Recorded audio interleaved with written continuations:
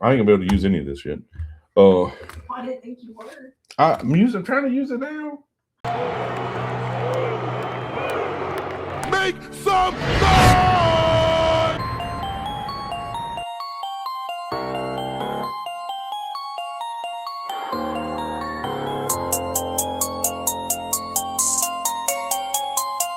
Touchdown, Titans!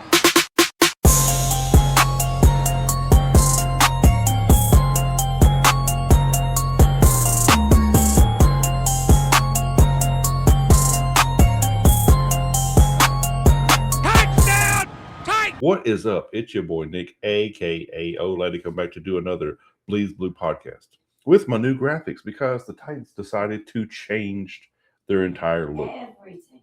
Why are you talking from way over there? Because. If you're gonna be over in the thing, come over in the thing. Come over in the thing. Now, what is up? It's your boy Nick, aka Old Laddie, back to do another Bleeds Blue podcast, a podcast for Tennessee Titans fanatics.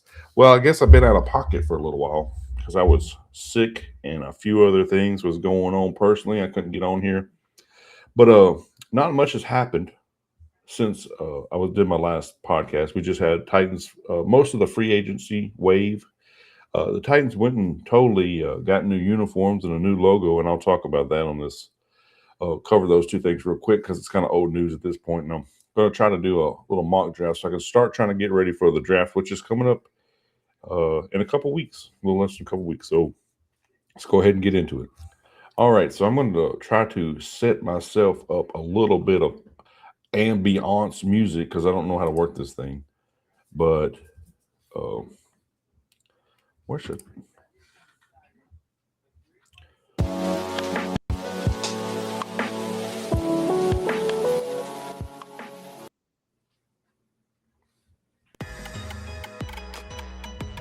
a little bit of ambiance music to cover these things that the Tennessee Titans have done here in the last little bit.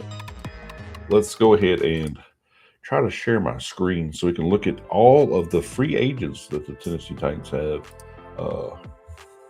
decided to spend a bunch of money on. So it's funny. You stop doing something for 5 seconds, you forget what you're doing. There we go. All right. So as you guys probably know at this point, we spent a lot of money. We, being the Tennessee Titans, I spent a lot of money on players like Wendell Robinson, John. I think it's Wandale Robinson. I always say Wendell. It's Wandale Robinson, John Franklin Myers. We got a couple of cornerbacks in Taylor and Flaunt. They brought back, well, they didn't bring back, but they got Daniel Bellinger. Got a new backup quarterback because I think Will Levis is probably going to be traded here either before the draft or during the draft. He'll probably be traded. I have a feeling it's going to be like Jacksonville. I just have that feeling because Liam Cohen or however you say his name, the head coach of Jacksonville, was his offensive coordinator at Kentucky. I feel like he thinks he could get him as a pretty good discount. In my feelings, I have like no insiders or anything. But like if I wanted a backup guy to back up my actual real quarterback that I know knows my system, that would be a pretty good guess in my part. And then we signed a bunch of other guys like some defensive linemen. So we retained a few people. I mean, overall, you could probably see the list. The list that I'm working off of is Sports Track. It's just goes over everybody's contract and who all has been on added to the team. I won't go over each and every specific one because half these guys may not even make the final 53. So, these guys at the bottom end from I don't know, Julius Chestnut down on this list may not even be on the team. So why even talk about them, really, to be honest with you? But they signed a bunch of guys. They're really trying to move parts and they're trying to see what would be the best fits for guys, what we can get better depth and stuff that we've had in the past and things like that. And then after that, I think they're really just trying to get themselves set for having a better group, a better team for when we have quite a few draft picks to come in. And if they make some moves at the draft with some older veterans or bring back some other guys that are still available, that secondary wave after the draft of free agents, there might be a few more guys added here or there. They might take some guys away, add some different ones. So, but after that, I mean, I really want to go ahead and get into what you guys think about the new uniforms. I know it's kind of old news at this point, but I just I don't know. I'll go ahead and I'll show you something that I had made up for the show or for the podcast and see what you guys think about it. So, as you can see from this graphic that I had my AI guy make, you can see how remarkably similar. And I know there's a little bit of, I think he rendered these helmets for the Oilers a little bit wrong, but you can see how we pretty much just became the Oilers, and then we were the Titans for a little while, and then we came back to being the Oilers.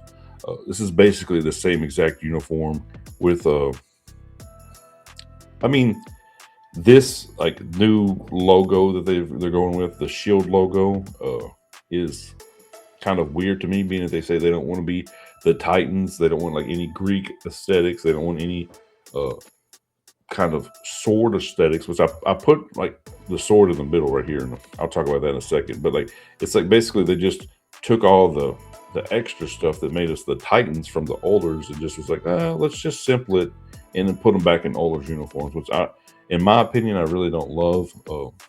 I'm not saying you couldn't have changed, and I'm not saying I don't like the uniforms, but I think you still could have kept some aesthetics from us being the Titans instead of the Oilers. Like I was telling Shannon, who don't want to be in the podcast earlier, I was telling her about how, for an example, the Cleveland Browns went from being the Cleveland Browns to the Baltimore Ravens. And I feel like this is a very similar situation. And I was explaining to her the whole history, and she didn't care. She was just totally looking away from what I was talking about. But I was like, because Baltimore used to have the Colts, and then the Colts decided to move to Indianapolis. But then they stayed the Colts, which is what I feel like we should have just done if we'd done this anyway. Like we should have just stayed the Tennessee Oilers and not ever became the Titans and had our own aesthetic and our own look and our own feel about being the Titans if we're just going to essentially go back to looking like the Oilers. I was like, to me, I would have preferred, even if we liked these uniforms and these colors and this, that, and the other, still kept some of what is about Nashville. Like a lot of people don't know that Nashville is known as the Athens of the South, which is like where they came up with the Greek culture or the Greek mythology type of look and logo and stuff like that. And like I'm totally fine with having this shield logo, but who fights with a shield alone? I mean, you need a shield and a sword. So the simple thing, like I told her, I was like, keep this shield for the helmet, and then make this like look like the way that I had it look on here, and then put that on your pants in a little bitty patch. Because like the thing that I was trying to explain to her, I was like, everything when you go to the game is about the Titans mythology, Greek mythology setting. Like they have a 12th man sword, they stab it to the field. You know, they have this chant every time there's a first down. They have fire and flames and dudes that are dressed up like Titans all at the game. Now what are they going to do? Just have a big circle out there? Like I don't even understand what the point of the thing was. And I understand they say they want to be more like the state of Tennessee, but I mean, I grew up close to Tennessee and Tennessee part-time because my parents were divorced. But like the east part of the state don't give a crap about the Titans. They're all about the Volunteers. The west side of the state, which is like the Memphis side of the state, they had a chance to like host the Titans. Like they had a chance to have the Titans be there. It was either between Memphis or Nashville at the time. And Memphis gave zero support to the Titans. So why do we even worry about that? You know what I'm saying? It's just like, to me, it's more about like Amy Adams wanted to be more like the Oilers. You know what I'm saying? Like to me, but not saying that it's not her team. She can make it look like whatever. But to me, I just wish that if you're going to have the Titans still remain called the Titans, you have something that is Titan-like, not guitar strings on the helmet and then look like the Oilers with this weird like little circular shield patch thing that looks like the state logo. That's just me. It's a lot of to do with nothing, but I would have loved it if like it would have been so simple to just leave this little alternative logo and nothing would have had to change. The chant, the flames, the fire, the Greek aspect, and then all the other stuff, but you could have still had this look. It's just so weird to me that like they're just trying to wash, rinse, and repeat the Oilers look. But that's just me being a crybaby about it. Other than that, that's what had happened over the last couple of weeks. I want to go ahead and start looking forward to the draft in the last part of the podcast. Hello. Hello? Theo. Looking for. What is it? I said it's a All right, so we're back to do this mock draft. I'm hoping to try to push out. I'm not going to push out, I'm no draft analyst, not no Todd McShay or nothing like Mel Kiper or anything like that. But I feel like I can watch college football and say, hey, that guy looks like somebody that can be in the pros. So what I'm hoping to do the rest of this weekend is to go over a couple of mock drafts and then say we should kind of look at these guys in this round or this area. Of course, there's going to be trades. Things are going to move around. There's going to be people that you think that the Titans like that they're not going to like and all that other stuff. But I'm just going to try to get some options per round. So I'm not really going to, at this year, necessarily jump into these are my top 10 quarterbacks. These are my top 10, whatever. Because, I'm not even really I'm not a draft analyst. Like I said, I just feel like I can watch college football and say, I think that guy will translate to the NFL. Now, I can't tell you all the ins and outs about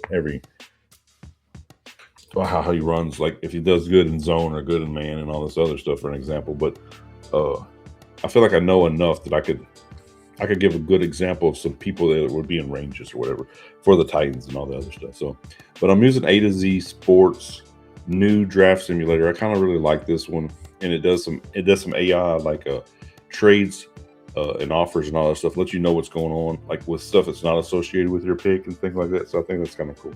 But I'll go ahead and I'll start it, and we'll see what they come up with for the Titans number 4 pick here. So it looks like we have David Bailey and Avril Reese, if I can talk. Of course, everybody knows Fernando Mendoza is going number 1. That's already out there. So we have 2 trades. We have Dallas wanting us to trade us for the 12th and the 20th pick for the 4th pick. And then it has the Jets want to trade the 16th, the 33rd, the 103rd, and the 140th. They're going to give us 4 picks for this 1 pick. I don't know. I'm kind of stuck in between, really loving, Jeremiah Love for the Titans, even though 4 is a high pick for a running back. But I think we have a lot of holes we need to cover up. So, I'm not going to do a trade every one, but I do see the Titans kind of maybe possibly trading back, if this is the scenario, hoping that he falls or hoping that somebody they like might fall to them at whatever draft trade they get. So I'm going to do the Dallas, get the 12th and 20th pick for the number 4 pick. All right, so we're at 12, and we have quite a few guys: Caleb Downs, Spencer Fano. As you guys know, if you've watched one of my podcasts, I can't read. So I still think that in this scenario, we probably need to look at a guard, and I think a guard is a lot more tolerable. You can take that pick. I want to pick the guard at number 4.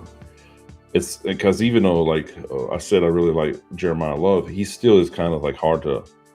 It's kind of hard to swallow running back at to take that pick at 4 because it's just not a luxury position.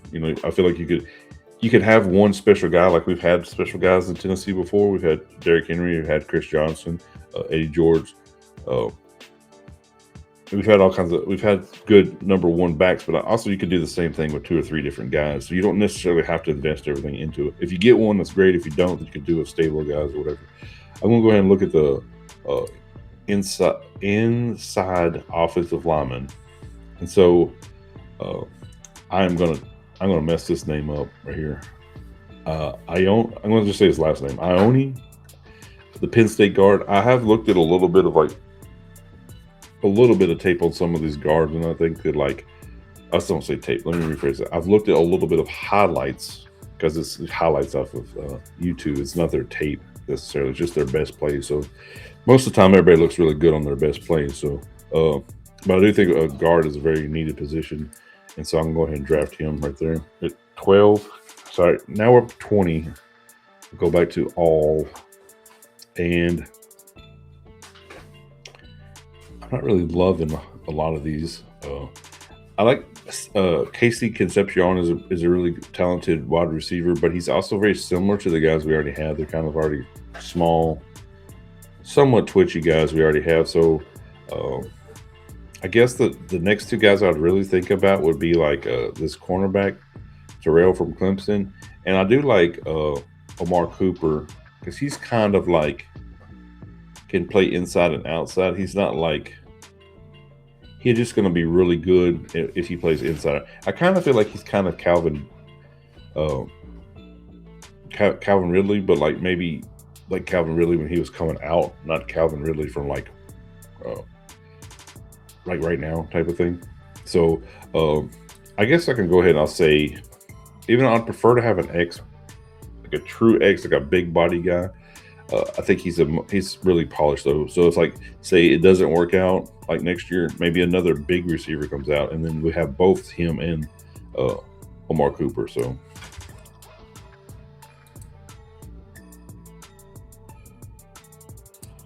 all right, so now we're at 35, and we really need to think about at this point getting an edge, because I know the guys that we have are pretty good, but also one's coming off an injury from a couple years ago, didn't do very great last year, Jermaine Johnson, and then we have Femi, which is he didn't really have much of a chance to do much last year, and he didn't really play a whole lot, so it's kind of a lot of maybe guessing there.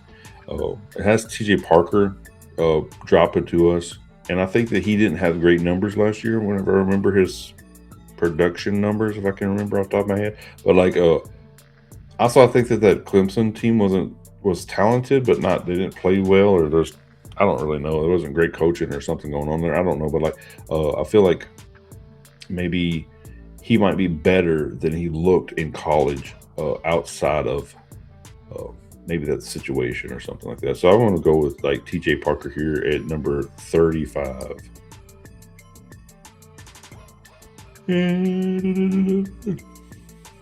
My gosh.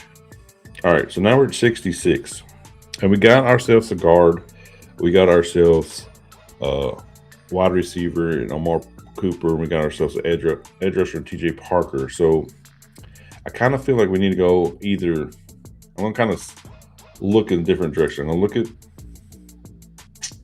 I don't think we need to look at linebacker quite yet. We have a need, I think a pretty good need at cornerback, and also still interior offensive line. So I don't know much about, like, I know that Connor Lew's supposedly coming off of a injury, but he's supposed to be a really, really good center, which we need a really, really good center because we let Quisenberry go. So that would probably put us at like at least really considering somebody like him or Jake Slaughter. But Jake Slaughter, they have him down at 82. Of course, that's in between our picks, or this pick and the next one. So I mean, I guess it could be consideration Tennessee would have between like Jake Slaughter and Connor Lew. Also, there is a couple cornerbacks here. Davison Igbenison. I'm horrible with these names. I really need to practice. I'm sorry. And then Devin Moore. I know both of these guys. They're both pretty big guys, and that might allow them to play on the outside and move one of the new free agents we just signed, baby, back to like maybe playing in the slot corner. I do have some trades here, so because I'm kind of stuck. I kind of don't want to like.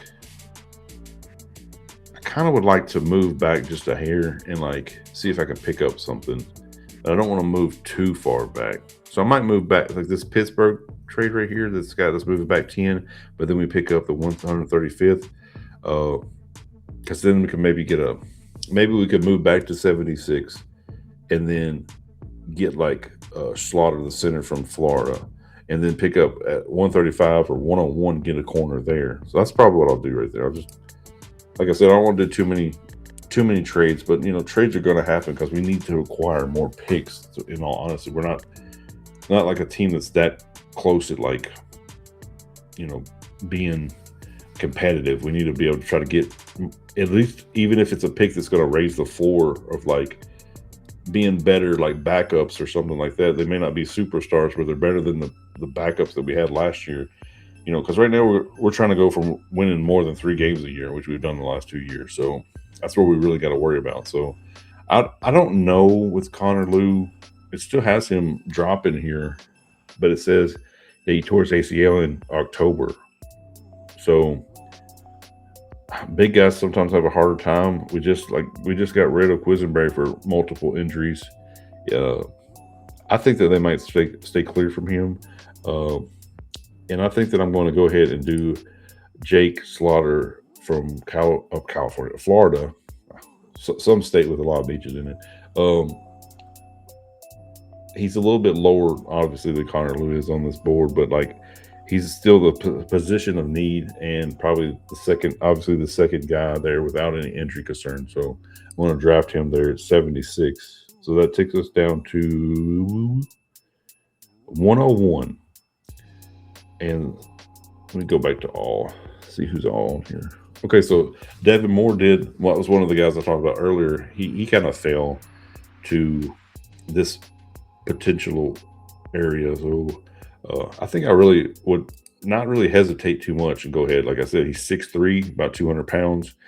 He's a good tackler. He's got a lot of like speed, but he may end up being a better like slot receiver or cornerback. I don't know, but like he does have the size. He does have good tackling ability, which we haven't necessarily had that in the last couple of years with cornerbacks. So I'm gonna go ahead and take him. Got to run on Florida players right here. So how you feel about my draft so far, Shannon? Great. Awesome. See, as long as she's happy, we're all happy here. And so then we're going to go ahead. We're here at the 135th pick. That was a pick that we picked up in a trade, right? I got Drew Slayton, if I can talk.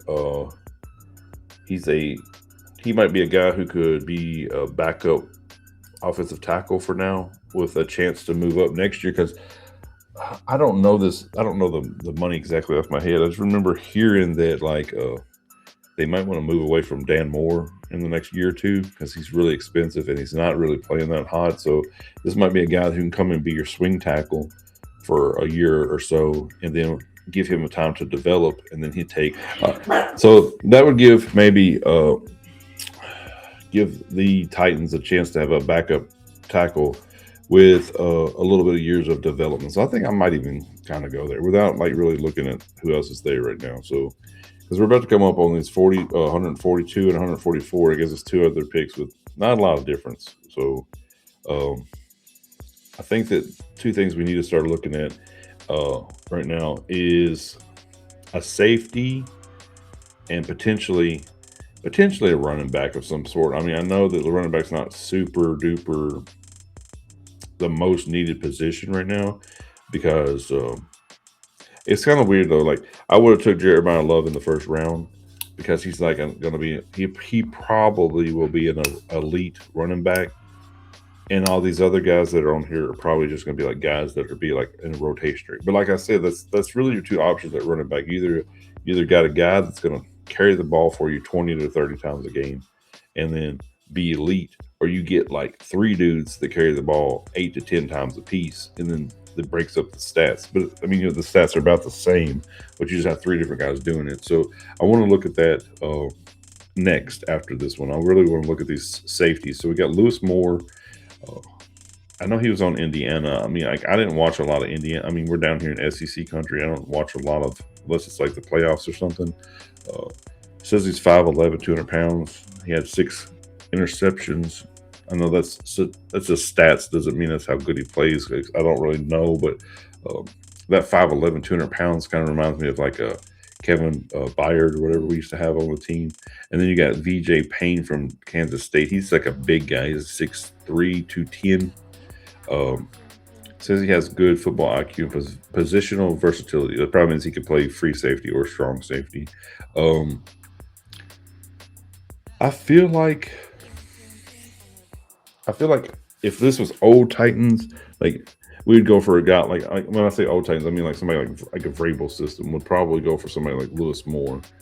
Uh, I think that Robert Sala will be more interested in a player like maybe VJ Payne because he's bigger. I mean, they took the guy out of Penn State last year who's like a bigger kind of guy who had range and stuff like that, but he could also play in the box. So I kind of feel like um, VJ Payne would probably be our pick right here. So I'll go ahead. I'll take that. Not think about it too much. So right here, I want to take the safety off here. I want to go with not wide receiver. I want to go with running back and tight ends. So as in running back, we have Katron Allen, which he is kind of like just like a big, fast, straight line. He's a lot bigger. Like Tony Pollard, I think is about, if I remember correctly, he's like less than 205, like 5'10", 205, 5'11", 205, and he's kind of like, I don't know. Like I feel like trying to think while I'm trying to talk at the same time. It's kind of difficult, but like I think that like Katron Allen would be like the big body bruiser guy, and then you got like Tony Pollard, which is kind of like the in the middle type of guy, and then you got like so our third running back like Tajay Spears is more like the small, faster, more like elusive type of guy. So I think that like Katron Allen would be like a good like third back in that field, because I think the other guys that we have, they're more, if we kept four, it would be like one would be for special teams, like a Chestnut or who's the guy they took last year? Colleen Mullins or whatever. Colin Mullins from Michigan. Those guys are more like special teams guys. They're not the greatest runners, to be honest with you. But we do have a couple of tight ends here that I would like to consider before we totally take that. There's Jack Injuries. That's why I need you over here, because I can't read. But he seems to be very small. He's 6'4", 236. Seems to me like a lot like a Chig type of guy. He's out of Texas. I think that like somebody who's more of a blocker, but a decent. Like I kind of like Bentley out of Utah. He's 6'4", 253. He's a little more of a blocker, but can also get downfield and be like your third, like a good third tight end. So I've heard good things about John Michael Gallenberg too. They said he's really has a lot of upside. So I don't know if we want to wait until try to get him later. Go ahead and take. That's probably what I'll do. I'll go ahead and I'll take Katron Allen right now and see if we can get Gallenberg Borg. I think it's Borg later here. So we're 180. We're 184. Let's see who's all left here.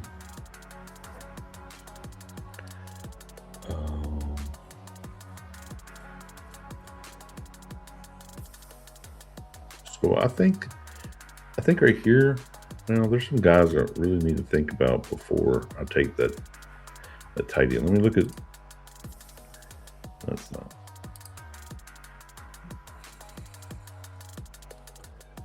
Let's take this off.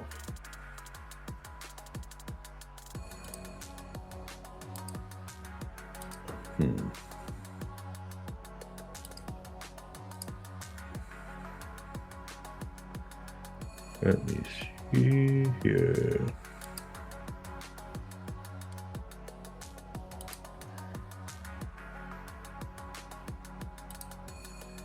This is kind of the time I need to be. I'm probably gonna try to go between a linebacker and a tight end and see who's available. So, I mean, the one Dylan Bentley that I was talking about from Utah is still available, and John Michael Gallenberg, I think how you say it. And then there's Landon Barton, who is the brother to our current linebacker we have, Cody Barton. So it says that he is. It seems like he's like Cody Barton, but maybe a little bit better, like the same type of guy, just a little bit like a higher ceiling or something. Uh, but I think I really like I really like the idea of somebody who's both. Like this seems like to me like in an untidy end. I'm trying to say it seems like to me like Gallenborg, if I'm saying it right at this point, I'm not sure, but like it seems like he's more of like a receiver type of guy, from what I'm understanding, both from like listening to other, like ESPN and NFL Network and other podcasts. I think he's more of like a catch only type of receiving tight end. Between the two of Brentley and Barton, I think I'm going to go with the guy who's rated higher right now, even though we have plenty of tight ends as it is. But I mean, we're also having a lot of picks in this draft too. So like, might as well just, go with whoever we think is going to be the best player available. At this point, I don't really see any linebackers. I feel like taking looks like the Giants took Landry Barton a couple of picks before we got back on the clock. So here I'm going to look at probably in between Skylar Gill Howard as a defensive tackle. There also is Roberts out of he's an inside offensive lineman from Alabama. Alabama's not like what Alabama was with Nick Saban there anymore, but they still are a pretty top-notch school. So if guys go in there, they have talent at least. I would say we probably need a defensive tackle though, because we got rid of like what's his name, Meatloaf or whatever his name was from the trade for Jermaine Johnson. So I think if we went ahead and got another guy, even if he's going to be mostly just a guy that would come in very randomly, it's better to have it than not, you know what I mean? So I'll go ahead and pick that defensive tackle. I don't remember how many draft picks we got left. Probably going to take a flyer on somebody. I have got one more left. So see who is the best players available. And the best two players available is John Michael Gallenborg, which I had talked about numerous times, and Matt Gubin, which is a inside interior offensive lineman from Michigan State. I'm trying to think of who we have at tight end. I know taking two tight ends is be kind of silly this late in the draft, so maybe it might be like a better idea to take a flyer like on a wide receiver or something. The best wide receiver is Reggie Virgil from Texas Tech. Of course, it has no information on him. I mean, this is like a real legitimate. Only one that I really know anything about are the top two. The other guys would be honest flyers, just like see what happens, throw a dart at the wall or whatever. I'm kind of between taking who might be a really, really, really good catching tight end, because like right now we have Daniel Bellinger. I think he's like on a 2-year contract. So even if you took like this guy who say he's as good of a pass catcher as they say, John Michael Gallenborg or whatever, and you just didn't even play him during a preseason and try to sneak him into your practice squad or something like that, and then the other tight end that you had taken earlier, he plays as your third tight end, the Dylan Brentley. So then you would have like two young guys, let Daniel Bellinger get out of there, and then once Gallenborg could come in, he could just be your receiving third tight end or something. I don't really mind that, but I also know that I wish I knew the stats on how big this Reggie Virgil was. If he's a big guy that could be like a developed X receiver, I would also consider him. But because I don't really know and it's not really telling me, I think I'm going to go. I know it's going to be mess my grade up on the draft, but I'm just going to take this John Michael Gallenborg cat right here.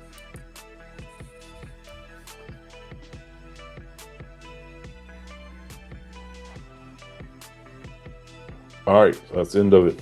It gave me a B+. Hey, like them apples there, Shannon. Got a B+ on that. So it gave me a C overall for my first one. But I mean, of course, I went down. I picked up a guard. It ain't gonna like that. I mean, there's no value in the guard position. the way they do these like analytical values to make these draft simulators. But I got a B plus for Omar Cooper. I got an A minus for TJ Parker. I got a C because he probably wasn't valued. I think he was valued in the 80s, and I picked him up at 76. But we need a center real bad, and so like sometimes you just gotta say whatever. I need the. So you don't want to. I don't think they want to draft on tradition like out of need, but sometimes you have to, just to reassure that you have somebody there. So, but you're trying to do the best player, or like at least the best player at a position close to your need as possible. So I got a C there, and then Devin Moore, they gave me a A minus, which I was kind of surprised was that high, to be honest with you. I got a B for Drew Slayton, which, like I said, I think he could be a good swing tackle for a year or two and then take over Dan Moore's job. VJ Payne got a C according to them, and I think that's not a very good one because he will be probably your fourth safety this year, but he's a guy who could be really good in special teams. He's a big guy, got speed, and he's going into that wave of the future of the bigger safeties, and I think that's undervaluing him a little bit right there, but. Either or, Katron Allen got a B, which I said because obviously I think that would make a good stable of backs. If we're not going to have one elite guy, one Derrick Henry or whatever, Jeremiah Love in this draft, we have a good stable of guys that I think that's also a way to do it too. Then I got a B for Dylan Bentley, and then I got a C for Skylar Gill Howard. But like Tennessee's always been successful with finding a defensive tackle in the 6th or 7th, which he's in the 6th in this one, that just come out and then sometimes might even be like like a Pro Bowl player or something like Pop Tart. Remember Tart back in the day a few years ago, 5-6 years ago? He was a 7th round pick and he was a Pro Bowl player, and then I took a flyer, like I said, I would like to call it an educated flyer because I kind of knew a little bit about him. And John Michael Gallenborg. And like I said, you just try to set him on the practice squad. Don't even make anybody in the whole National Football League know that he can even play football this year.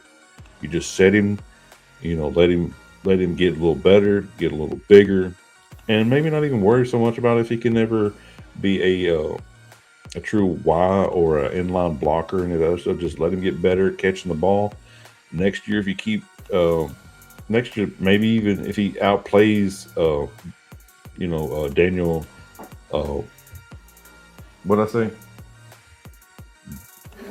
The tight end we just picked up, Daniel Bellinger, then, maybe if he outplays him, then you can get rid of Daniel Bellinger and save you a little bit of money or something like that next year. Either or, I think it's a pretty solid draft. I mean, we're not going to have the perfect draft if we move around. And you're not going to have the perfect draft if you're not, getting like 8. What the thing thinks is going to be 8 freaking Pro Bowl starters right at the beginning. So I think this is a very solid guys that can come in and contribute, and guys that also need time to develop for down the road. So overall, I like it, and like I said to you guys, I'm going to try my best to. Come up with kind of these kind of optional guys in each round. It may not be the exact pick because you don't really know what picks are going to be where if they move around or this, that, and the other. But I might come out and say, hey, we're going to be either 4 to 12, and I think these guys would be good guys. Whatever. If we're something like that, I'll just try to come up with some way so we can get excited about this new NFL draft that will happen in the next couple of weeks. It's like Christmas time for NFL fans. We get all excited about these new toys, and then lo and behold, 3 of them actually do something. So I'm real excited about it, though. I think the Titans are moving in the right direction, and we might get. What do you think, Shannon? 7 wins this year? 8 wins. Oh my God, she's out of control over here. We're gonna go with 8 wins next year, more than likely, according to Shannon. So she is the fan of the year, even though she decides not to fully be on the podcast. She's here in spirit, and we appreciate you guys so much for watching. And hopefully, I'll stay out of this being sick, and I'll be able to do better on uploading more future podcast every week. I'm gonna try to do them every Friday or Saturday morning, something like that. I'm not gonna be an everyday type of thing. We have another channel we do, but this is just for fun because I love the Tennessee Titans. Appreciate you guys so much for checking us out. And like I always say, and Shannon never says, because she's never here, take care of yourselves, take care of each other, and tighten up. Peace.